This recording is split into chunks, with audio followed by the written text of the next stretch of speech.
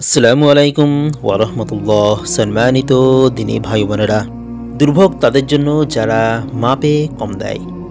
আজকে আমাদের বিষয়বস্তু হলো মাপে কমকারীদের জন্য আল্লাহ তাআলা যে দুর্ভোগের কথা বলেছেন সে বিষয়ে আমরা আলোচনা করব ইনশাআল্লাহ।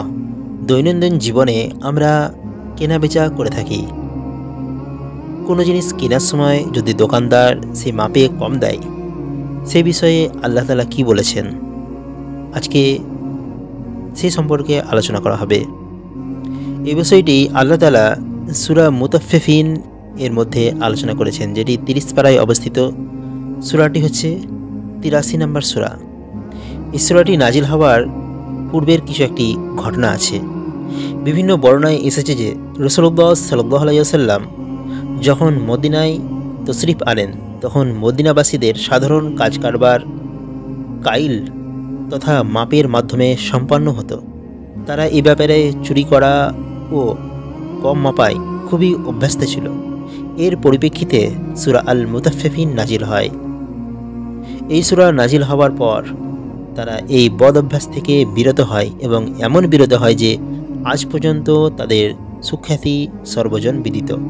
নাসাই সুনানুল কুবরা 11,590 এবং ইবনে মাজাহ 2223 নম্বর হাদিস।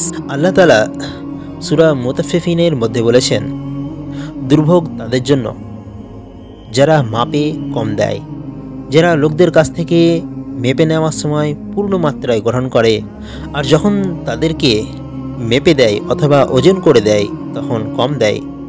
তারা কি বিশ্বাস করে না যে তারা পুনরুত্থিত হবে মহাদিনে, যেদিন দাঁড়াবে সমস্ত মানুষ সৃষ্টিকুলের রবের সামনে। ততফিফ এর অর্থ মাপে কম করা। যে এরূপ করে তাকে বলা হয় মুতাফফিফ। কোরআনের এই আয়াত ও বিভিন্ন হাদিসে মাপ ও ওজনে কম করাকে হারাম করা হয়েছে এবং সঠিকভাবে ওজন ও পরিমাপ করার জন্য করা তাগিদ করা হয়েছে। যেমন বলা হয়েছে, ইনসাফের সহকারে পুরো ওজন ও পরিমাপ করো, আমি কাউকে তার সামর্থ্যের চাইতে বেশি জন্য দায়িত্বশীল করি না। সূরা আন-নাম, সূরা আল আনআম 152 নম্বর। আরও বলা হয়েছে মাপের সময় পুরো মাপবে এবং সঠিক পাল্লা দিয়ে ওজন করবে। সূরা আল ইসরা 35 নম্বর আয়াত। অন্যত্র তাগিদ করা হয়েছে, ওজনে বাড়াবাড়ি করো না, ঠিকভাবে ইনসাফের সাথে ওজন করো এবং পাল্লায় কম করে দিও না। সূরা আর রহমান 8 এবং 9 নম্বর আয়াত।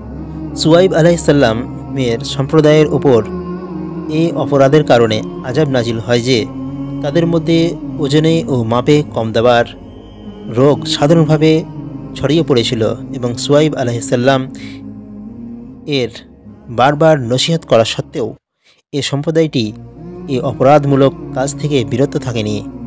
তবে আয়াতে উল্লেখিত ততফিফ শুধু মাপ ও ওজনের মধ্যে সীমাবদ্ধ থাকে না, বরং মাপ ও ওজনের মধ্যে হোক, গণনার মধ্যে হোক অথবা অন্য কোনো পন্থায় প্রাপককে তার প্রাপ্য কম দিলে তা ততফিফ এর অন্তর্ভুক্ত হয়ে হারাম হবে। সুতরাং প্রত্যেক প্রাপককে প্রাপ্য পূর্ণমাত্রায় দেওয়াই এই আয়াতের উদ্দেশ্য। উমর রাদিয়াল্লাহু তাআলা আনহু জৈনিক ব্যক্তিকে আসরের সলাতে না দেখে এ ব্যাপারে জিজ্ঞাসা করলেন। সে একটি ওজর পেশ করল। তখন তিনি তাকে বললেন, ততফিফ অর্থাৎ তুমি আল্লাহর প্রাপ্য আদায়ে কমতি করেছ। আজকের মতো এতটুকুই। ইনশাআল্লাহ পরবর্তী ভিডিওতে এই সূরারই বাকি অংশের আলোচনা করা হবে। আজকের মতো এতটুকুই। আসসালামু আলাইকুম ওয়া রাহমাতুল্লাহি ওয়া বারাকাতুহু।